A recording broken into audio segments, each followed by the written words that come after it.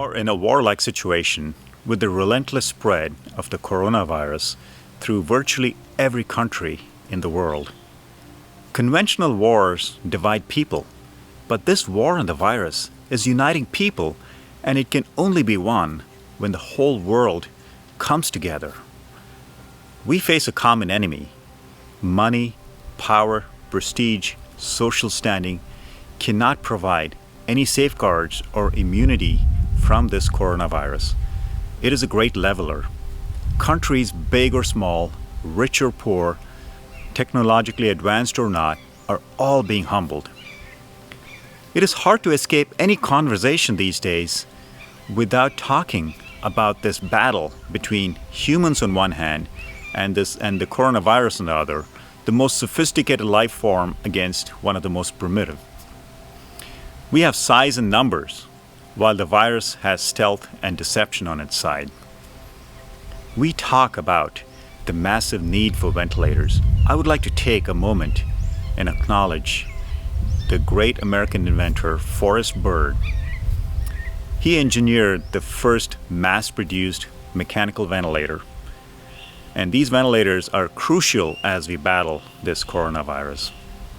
My hope is we are days away from turning the tide and winning this war and returning back to normalcy. We will succeed through cooperation, not division, through sacrifice, not selfishness. The scale and severity of this pandemic will ensure that this difficult phase for the entire human race will not be easily forgotten. But we must also not forget the lessons we can learn from our collective response. The virus does not recognize people by name, nationality, religion, monetary status, and so on. Unity amongst people is the best preventive measure for preventing future outbreaks such as the COVID-19. Every human life is of immense value. It's easy to disregard the value of life, but it takes great wisdom to realize its worth. Every individual is like a leaf on a tree. When disease strikes at the root of a tree, every leaf gets affected. Likewise, this virus is striking at the root of the human tree.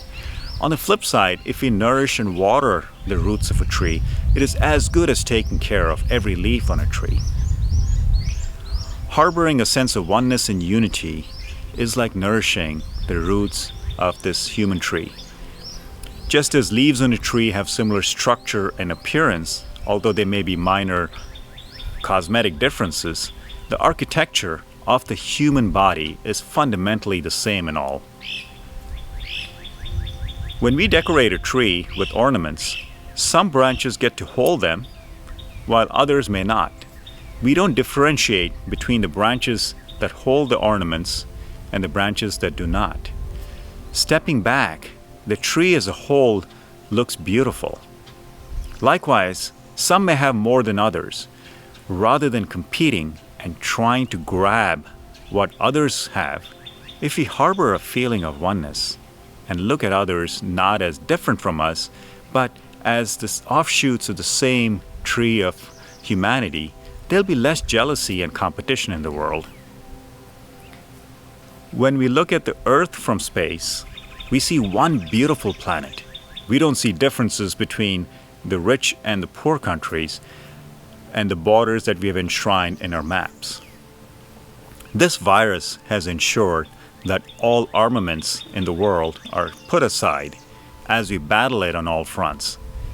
Eventually, we will prevail. We will get our lives back.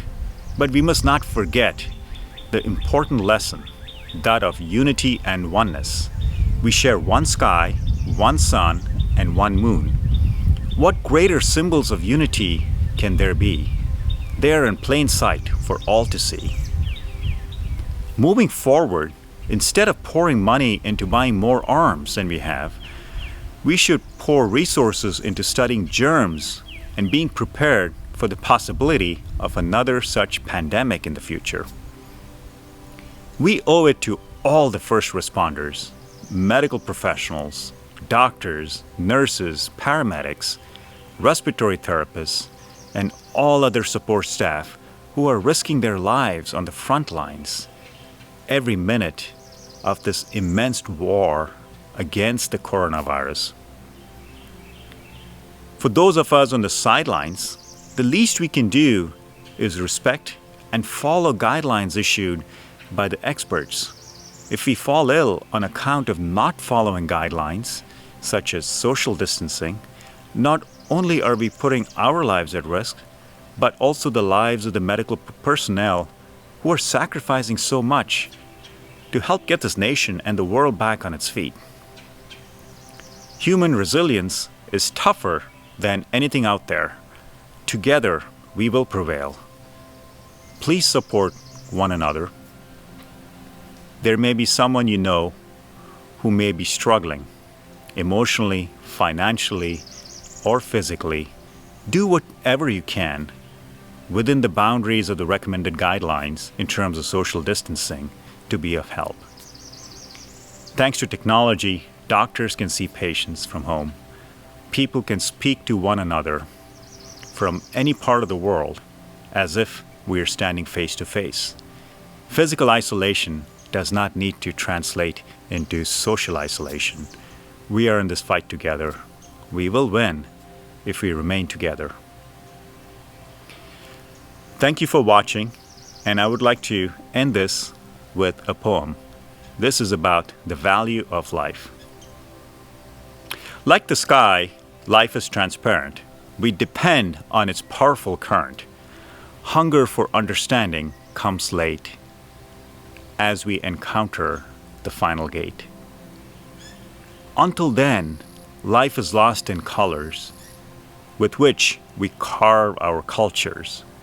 Sequestered behind our skins, we rationalize fundamental sins.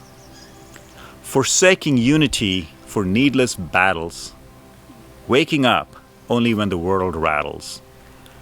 Under the onslaught of a scourge on which all our fears converge. Helplessly, we continue to march to a distant time post to hand the torch. Along the way, we struggle to no avail. In our dungeons of concrete, we turn pale.